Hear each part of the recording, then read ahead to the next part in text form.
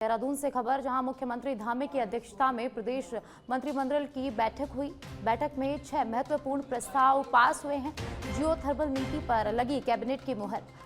पुलों की क्षमता बढ़ाने के लिए प्रोजेक्ट मैनेजमेंट यूनिट को मिली मंजूरी। सतर्कता विभाग के ढांचे में बढ़ाए गए 20 पद। जीएसटी विभाग के ढांचे में भी पदों की संख्या बढ़ी। नए खनिजों के लिए जिला व प्रदेश में खनन न्याय बनेंगे। पुत्र के 18 साल का होने पर अब बंद नहीं होगी वृद्धावस्था पेंशन। कैबिनेट ने प्रस्ताव में संशोधन को दी मंजूरी।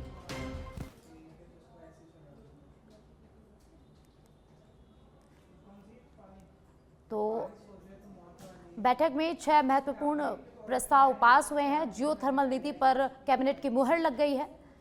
सतर्कता विभाग के ढांचे में 20 पद बढ़ाए गए हैं। धामी कैबिनेट की बैठक पूरी हो गई है। प्रदेश में आगामी 11 जुलाई से कावड़ यात्रा की शुरुआत होने जा रही है, जिसमें देश के कोने कोने से इस यात्रा में करोड़ों लोग शामिल होंगे। वहीं कावड़ियों की सुरक्षा और कावड़ यात्रा को व्यवस्थित करने को लेकर मुख्यमंत्री पुष्कर सिंह धामी ने अधिकारियों को निर्देश दिए हैं। मुख्यमंत्री ने कहा कि कावड़ मार्गों पर वेरिफिकेशन ड्राइव भी चलाई जा रही है। इसके साथ साथ कावड़ यात्रा में नशा मुक्ति का भी संदेश दिया जा रहा है। उन्होंने कावड़ियों की सुरक्षा को लेकर पिछले दिनों हरिद्वार में अधिकारियों के साथ बैठक कर उन्हें दिशा निर्देश भी दिए थे। कांवड़ यात्रा हमारे लिए बहुत महत्वपूर्ण यात्रा है और कांवड़ मेला हमारा बहुत बड़ा मेला होता है, जिसमें पूरे देश भर के कांवड़ यात्री आते हैं और उनका केंद्र हमारा राज्य के आसपास, हरिद्वार के आसपास का पूरा क्षेत्र बन जाता है। ऐसे में अनेक व्यवस्थाएं कांवड़ मेले के निमित्त करनी पड़ती हैं। वो एक बड़ा चुनौतीपूर्ण भी होता है, लेकिन हर वर्षों की भांति इस वर्ष भी अच्छी कांवड़ यात्रा हो, उसके लिए प्रशासन के लोगों के साथ, पुलिस विभाग के साथ, जिला एडमिनिस्ट्रेशन के साथ लगातार हमारी समीक्षा बैठकें चल रही हैं। पिछले दिनों मैंने हरिद्वार में ही सभी विभागों के साथ बैठक की थी। उससे पहले हमारे सभी वरिष्ठ अधिकारियों के द्वारा इंटर स्टेट मीटिंग भी की गई है। उसमें कुछ बातों पर जो सभी राज्यों को इस यात्रा में सहयोग करना है, अपने आने वाले जितने कांवड़ यात्री हैं उनको भी कुछ बातें बतानी भी हैं कि यात्रा के नियम हैं। कांवड़ हमारी जो बड़ी हो जाती, कई बार लोगों के लिए परेशानी का कारण बनती है।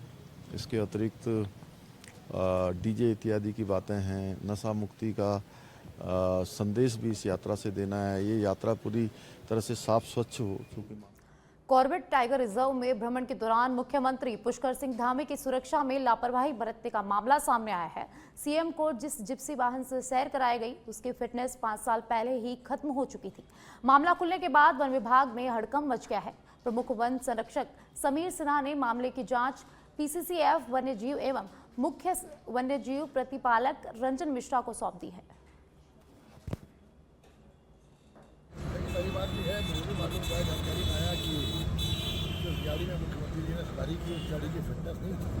तो इसका मालूम होने के बाद मेरे डायरेक्टर से बात मिली और इसको लेकर के ये आखिर किसकी जिम्मेदारी होती है कि गाड़ी का फिटनेस सुटेबल कराने की, इसको जांच करने के बाद जो भी सामने आएगा उस हिसाब से कार्रवाई की जाएगी। यहाँ तक इंश्योरेंस का प्रश्न है, मैं ये स्पष्ट कर दूँ कि सरकारी गाड़ियों का इंश्योरेंस नहीं किया जाता। तो आपको लगता है कि कहीं ना कहीं चूक तो हुई है? गाड़ी के फिल्टर देखिए, गाड़ी क्योंकि वो लगातार प्रयोग में ली जा रही थी, डायरेक्टर कार्बेट में उस गाड़ी का उपयोग करते थे, इसलिए मैं समझता हूँ ध्यान नहीं दिया। लेकिन आखिर जिम्मेदारी किसकी है कि उसको फिटनेस को देख करके फिटनेस का रिन्यूअल करना चाहिए, ये जांच आने के बाद ही सामने आएगा। अच्छा, इसके बाद अब एक बात पुरानी भी आ गई है कि राजा जी में जब ये डायरेक्टर थे तभी वो पुरानी गाड़ी वाली घटना भी हुई थी। आपको लगता है इनके स्तर पर लगातार इस तरह की चूक भी आ रही है? राजा जी में जब ये डायरेक्टर थे तब एक गाड़ी पलट गई थी, 5-6 लोगों की जान चली गई थी। देखिए, मैंने कहा जो सवाल प्रश्न ये है कि जो गाड़ी यहाँ से बॉम्बे से चल के देहरादून तक पहुँची वो आखिर कैसे आ गई। प्रश्न ये कि क्या गाड़ी की में अगर कागज़ नहीं थी तो बॉम्बे से देहरादून तक चल के कैसे आई वो बाई रोड। और उससे पहले मैंने स्वयं भी मैं भी ट्रायल में गया था। उसके बाद हॉप भी ट्रायल में गए थे। उसके बाद तत्कालीन CWLW या chief wild life warden Samir Sinha ji और डायरेक्टर कॉर्बेट भी उसमें ट्रायल में गए थे। देखिए, ये एक ऐसी बहुत दुर्भाग्यपूर्ण घटना थी जिसमें हमारे बहुत काम करने वाले 5 लोग मारे गए, लेकिन उस चीज़ को इससे जोड़ना केंद्रीय गृह मंत्री अमित शाह आगामी 19 जुलाई को उधमसिंह जिले के दौरे पर आएंगे। जिला प्रशासन ने शाह के प्रस्तावित दौरे की तैयारियां शुरू कर दी है, जिसे लेकर सिडकुल के प्रबंध निदेशक सौरभ गहरवार ने जिला प्रशासन और उद्योग विभाग के अधिकारियों के साथ कार्यक्रम स्थल स्पोर्ट्स स्टेडियम रुद्रपुर का स्थलीय निरीक्षण किया। बता दें कि दौरे के दौरान अमित शाह जिला मुख्यालय में उद्योग निदेशालय और जिला प्रशासन की ओर से लगाई जा रही औद्योगिक प्रदर्शनी में शिरकत करेंगे। कार्यक्रम में देश के उद्योगपतियों को आमंत्रित किया जा रहा है, जहां शाह इस कार्यक्रम के माध्यम से औद्योगिक क्षेत्र से जुड़े जनप्रतिनिधियों से संवाद करेंगे और कई महत्वपूर्ण परियोजनाओं की समीक्षा भी करेंगे। जानकारी में डालना चाह रहा हूँ, थर्ड ग्राउंड ब्रेकिंग इवेंट हमारे स्टेट का प्लान हो रहा है, जिसमें डिग्नेटरीज को इनवाइट किया जा रहा है और उसमें हमारे स्पेशल इन्वाइटीज़ भी आएंगे। तो उस संबंध में जहाँ पर इवेंट होना है उसको आज देखा गया और उसके लिए प्लानिंग की गई कि कहाँ पर क्या क्या चीज़ें रहेंगी और उसमें डिस्ट्रिक्ट एडमिनिस्ट्रेशन हमारे साथ में काम कर रहा है और हम ये प्रयास भी कर रहे हैं कि जो भी हमारे थर्ड ब्रेकिंग जो इवेंट होगा उस इवेंट में मैक्सिमम लोगों को हम जो हमारे स्टेट की जो स्ट्रेंथ है इन्वेस्टमेंट को लेकर वो दिखाई जा सके। आप लोग की जानकारी में डालें। केंद्रीय गृह मंत्री अमित शाह उत्तराखंड के दौरे पर जाएंगे। 19 जुलाई को अमित शाह उधमसिंह नगर के रुद्रपुर जाएंगे। अमित शाह के दौरे को लेकर कांग्रेस ने एक बार फिर से सरकार पर हमला किया है। कांग्रेस के उपाध्यक्ष सूर्यकांत धस्माना ने कहा कि अमित शाह के उत्तराखंड आने पर आज तक क्या फायदा हुआ है, वह सिर्फ चुनावी फायदे के लिए उत्तराखंड आते हैं। मैंने आपको बताया कि महिलाओं के खिलाफ इतने हिंसा के मामले आ रहे हैं। गृह मंत्री हैं देश के, अंकिता भंडारी के बारे में तो उन्होंने कभी कुछ नहीं कहा। उनकी पार्टी की जिला अध्यक्ष अनामिका शर्मा, उसने अपनी 13 साल की बच्ची को राक्षसों को परोस दिया, तो उसका रेप हुआ। उस बच्ची ने अपनी माँ के खिलाफ रिपोर्ट कराई। अमित शाह उसके ऊपर कुछ नहीं बोलेंगे। अमित शाह अपने पार्टी के जो तमाम उनके मंडल अध्यक्ष से लेकर के, उनके ब्लॉक अध्यक्ष से लेकर के, उनके दुग्ध संघ के अध्यक्ष से लेकर के, इतने लोग उनके पार्टी के पदाधिकारी महिलाओं के खिलाफ हिंसा के मामले में, बलात्कार के मामले में, पॉस्को के मामले में उनके खिलाफ मुकदमे कायम हुए, जेल गए लोग, उस पर कभी नहीं बोलेंगे। गृह मंत्री हैं देश के, उनको कम से कम समीक्षा करनी चाहिए। राज्य में महिलाओं के खिलाफ इतना हिंसा का मामला है तो उनको समीक्षा करनी चाहिए। हमें खुशी होती कि राज्य में कानून व्यवस्था के बारे में अगर वो समीक्षा करते, लेकिन जब वो आएंगे तो आप देखना बूथ के एजेंट, BLA, चुनाव 27 कैसे जीते, इसके बारे में चर्चा करेंगे। तो ये रूटीन का उनका एक काम है। मैं समझता हूँ कि राज्य के विकास के लिए, राज्य के हित के लिए, जन सरोकारों के लिए उनका कोई।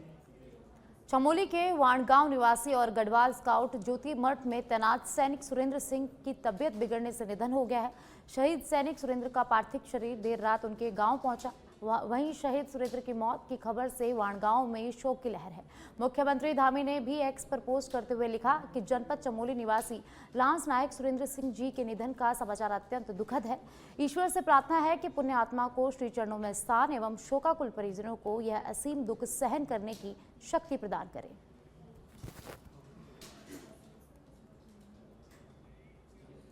उत्तराखंड के मसूरी में मूसलाधार बारिश से जहां जनजीवन अस्त व्यस्त हो गया है, वहीं प्राकृतिक आपदाएं भी आम लोगों के लिए परेशानी का सबब बनते जा रही है। जहां पुराना टेहरी बस स्टैंड के पास एक बड़ा वृक्ष टूटकर सड़क पर गिर गया। गनीमत रही कि कोई जनहानि नहीं हुई। पेड़ गिरने से एक कार और स्कूटी क्षतिग्रस्त हो गई, वहीं एक मोटरसाइकिल सवार बाल बाल बच गया, जिसके बाद स्थानीय लोगों, पुलिस और वन विभाग की टीम द्वारा वृक्ष को सड़क से हटाया गया और इसके बाद यातायात सुचारू हो पाया। वर्षा काल चल रहा है तो ऐसे में ऐसी घटनाएं होती रहती है, परंतु यहाँ पे कोई जो है किसी के जान को नुकसान नहीं हुआ है। हालांकि यहाँ पे एक सेंट्रो कार और एक स्कूटर जो है पेड़ के नीचे दब गया है, लेकिन फिर भी ये गनीमत की बात है कि किसी की जान को नुकसान नहीं हुआ है। और साथ में यहाँ पे मैं स्थानीय सभासद और लोगों का भी धन्यवाद करना चाहता हूँ जिन्होंने वन विभाग को यहाँ पे इस कार्य में सहयोग किया। साथ ही वुडस्टॉक का भी मैं यहाँ पे धन्यवाद करना चाहूँगा कि मसूरी वन प्रभाग के साथ मिलकर जो है यहाँ पे इतनी बड़ी घटना को रुक तो गई है, लेकिन व्यवस्था को चंद घंटों में दुरुस्त कर दिया गया। जी बिल्कुल, मैं इस बात को मानता हूँ। वर्षा काल में कोई भी घटना हो सकती है। इसके लिए मैं वुडस्टॉक से एक दरख्वास्त करना चाहता हूँ कि जो भी आपकी प्रॉपर्टी में ऐसी जर्जर स्थिति में वृक्ष हैं जो मतलब गिरने की अवस्था में है, उसके लिए आप हमारे विभाग में आवेदन कर सकते हैं। उसके उपरांत ही हम इसके लिए कार्रवाई। उधम सिंह नगर स्थित शिवालिक खेल परिसर में इन दिनों खेल गतिविधियां तेजी से संचालित हो रही है। खेल विभाग की देखरेख में साइकिलिंग का प्रशिक्षण कैंप सुचारू रूप से जारी है, जिसमें युवाओं को नियमित रूप से प्रशिक्षण दिया जा रहा है। साथ ही परिसर स्थित साइकिलिंग वेलोड्रम में मरम्मत का कार्य भी युद्ध स्तर पर किया जा रहा है, जिसमें खिलाड़ियों को बेहतर सुविधाएं उपलब्ध कराई जा रही हैं। शिवालिक मल्टीपर्पज हॉल में कबड्डी, फेंसिंग और वॉलीबॉल के प्रशिक्षण शिविर नियमित रूप से संचालित हो रहे हैं। इन कैंपों में अनुभवी प्रशिक्षकों के तहत युवाओं को तकनीकी और शारीरिक दक्षता में प्रशिक्षित किया जाएगा।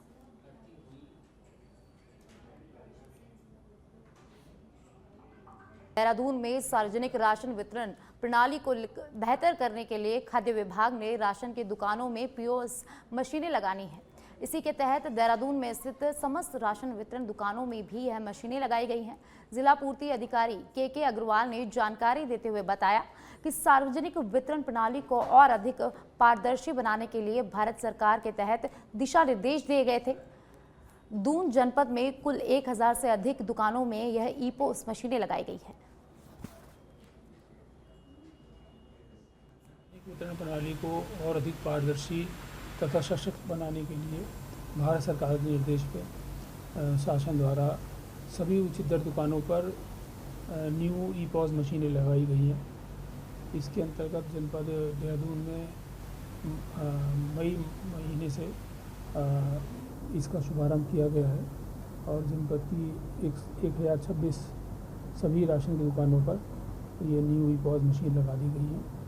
इससे जहाँ तक लाभार्थी को लाभ होने का फ़ायदा होने से मतलब है, तो इसमें 3 ऑप्शन दिए गए हैं। कुछ कार्ड धारकों के जिनके बायोमेट्रिक नहीं हो पाता था, अंगूठे घिस गए थे या किसी कारण से उनके नहीं हो पाते थे, तो इस मशीन में आँखों के माध्यम से भी इसका सत्यापन किया जा सकेगा। उत्तराखंड में अपनी अलग पहचान बनाकर महिलाओं की आर्थिकी को मजबूत करने वाला पहाड़ी फल बेड़ू, जिसे पहाड़ी अंजीर के नाम से भी जाना जाता है, ये पहाड़ का फल अब देश में अपनी अलग पहचान बनाने जा रहा है। दरअसल जिला पौड़ी गढ़वाल के विकासखंड पौड़ी में ग्रामोत्थान परियोजना के माध्यम से बेड़ू यूनिट में स्वयं सहायता समूह महिलाएं बेड़ू फल से जैम और चटनी तैयार कर उन्हें बाजार में उतार रहे हैं। जिला परियोजना प्रबंधक ग्रामोत्थान पौड़ी कुलदीप सिंह बिस्ट ने बताया कि बेड़ू से तैयार उत्पाद की बाजार में डिमांड अधिक होने से इस बार 26 क्विंटल तक बेड़ू पूरे जिले में ग्रामीणों से 50 रुपये प्रति किलो की दर से खरीदा जा रहा है, जबकि विभिन्न स्वायत्त सहकारिता को भी बेड़ू एकत्रित करने का लक्ष्य दिया गया है। उमंग स्वायत्त सहकारिता से जुड़ी हूँ, इसलिए 2 सालों से हम यहाँ पे बेड़ू का काम कर रहे हैं। ये बेड़ू यूनिट का संचालन किया जा रहा है, जिसमें कि हम बेड़ू से जैम और चटनी यहाँ पे तैयार करते हैं। और इस बार हमने बेड़ू के जीआई टैग के लिए अप्लाई किया, जिसकी हमें पूरी संभावना है कि हमें बेड़ू जीआई टैग मिलने जा रहा है और इस बात की हमें बहुत खुशी है। और बेड़ू के जीआई टैग मिलने के बाद हमारे पास ये हो जाएगा कि हमारे बेड़ू के जो भी हम प्रोडक्ट बना रहे हैं, इसकी मार्केटिंग में भी हमें सुविधा होगी। नमस्ते सर।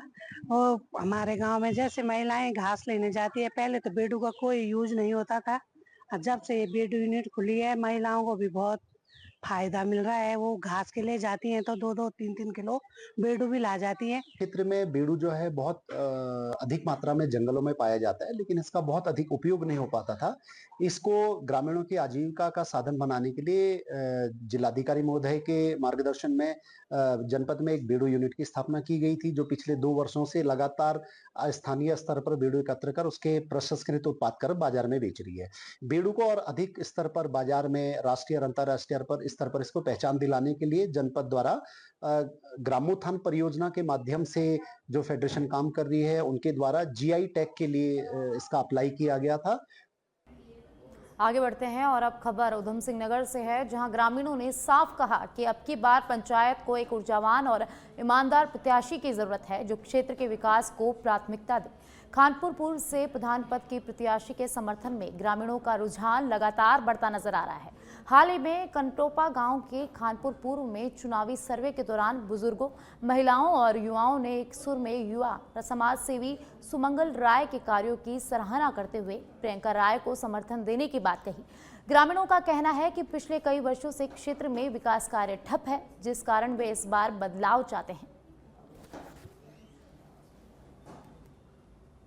मेरा नाम सुमंगल राय है और मेरी धर्मपत्नी का नाम प्रियंका राय है, जो इस बार ग्राम प्रधानी की दावेदारी कर रही है। तो जैसे कि हम देख रहे हैं, पूरे ग्राम सभा में घूमकर डोर टू डोर जाके हमने देखा कि गांव में आज भी विकास की बहुत सारी कमियां हैं।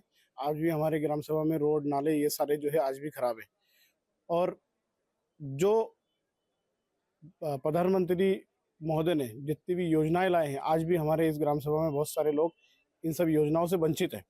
आज बच्चों को लेकर जो सुकन्या योजना है, फिर बाल संरक्षण योजना है, तो इस तरीके की जो योजना बच्चों को मिलना चाहिए वो आज भी नहीं मिल रहा है। और जो हमारे वृद्ध महिलाएं हैं, जो हमारी माता है, बहनें हैं, इनका विधवा पेंशन बा इनका राशन कार्ड की समस्या बा इनको शौचालय की समस्या, ये आज भी हमारे ग्राम सभा में इसकी कमी है। जबकि एक प्रधान चाहे तो ये काम बिल्कुल आसानी से करा सकता है। उत्तराखंड में पर्यावरण पर्व हरेला को लेकर राज्य सरकार की ओर से प्रदेश भर में पौधारोपण किया जा रहा है। मदरसों में बीते वर्षों के भांति इस वर्ष भी हरेला पर्व मनाया जाएगा, जिसके तहत हर मदरसे में पौधारोपण किया जाएगा। उत्तराखंड मदरसे बोर्ड के अध्यक्ष मुफ्ती शमून कासमी ने बताया कि हरेला पर्व के लिए सभी व्यवस्था पूरी कर ली गई है।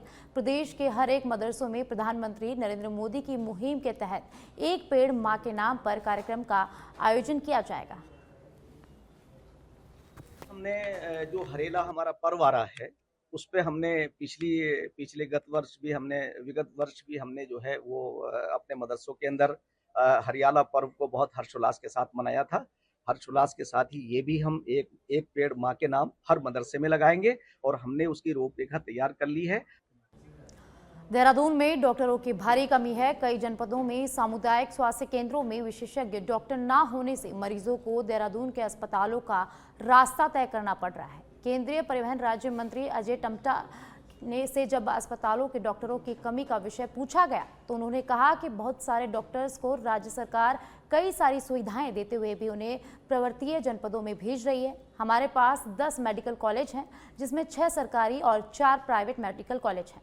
पूरे राज्य की बात करें तो प्रतिवर्ष करीब 1200 से अधिक डॉक्टरों की नियुक्ति की जा रही है, जिसमें आने वाले समय में डॉक्टर की समस्या का समाधान होगा। बहुत सारी डॉक्टर्स को हम लोग बहुत सारा सुविधाएं देकर भी पर्वतीय क्षेत्र के अंदर विशेष उसको सहयोग देकर के भी, सरकार की सुविधा देकर भी भेजते ही हैं, मगर उस सारी समस्याओं का समाधान अब धीरे धीरे सुधर रहा है। हमारे पास अब 10 मेडिकल कॉलेज है, 6 सरकारी मेडिकल कॉलेज हैं और 4 प्राइवेट मेडिकल कॉलेज हैं।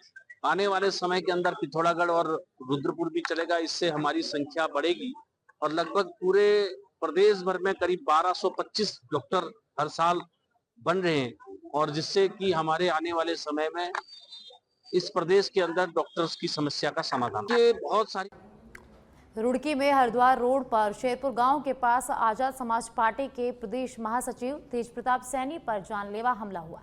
बताया गया है कि तेज प्रताप सैनी अपनी स्कॉर्पियो गाड़ी से रुड़की की ओर जा रहे थे। 4 लोगों ने उन पर हमला कर दिया। हमलावर वारदात को अंजाम देकर मौके से फरार हो गए।